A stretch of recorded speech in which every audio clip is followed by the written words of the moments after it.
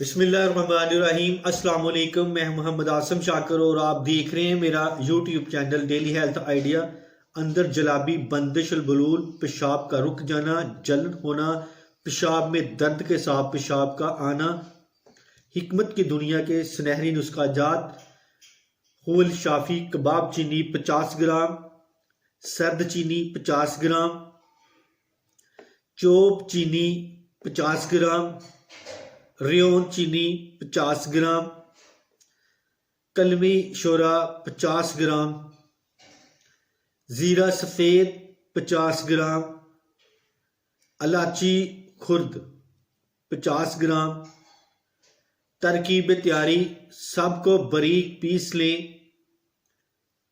तरकीब इस्तेमाल, 10 ग्राम सुबह शाम, हमरा पानी, कच्ची लस्सी, शरबत बजूरी 3 चम्मच। प्लीज़ मेरे इस यूट्यूब चैनल को लाजमी सब्सक्राइब करें, लाइक करें और शेयर करें। मज़ीद मालूमात और रब्ता करने के लिए नीचे मौजूद नंबर पर रब्ता करें। हमसे किसी भी मर्ज के मुतल्लिक इलाज की मालूमात, फ्री मशवरा और म्यारी तैयारशुदा अद्वियात हासिल करने के लिए व्हाट्सएप पर रब्ता करें। तो इसके साथ ही मैं अब इजाज़त चाहता हूँ। दुआ में याद रखना और अपना ख़ास ख्याल रखना। अस्सलाम वालेकुम।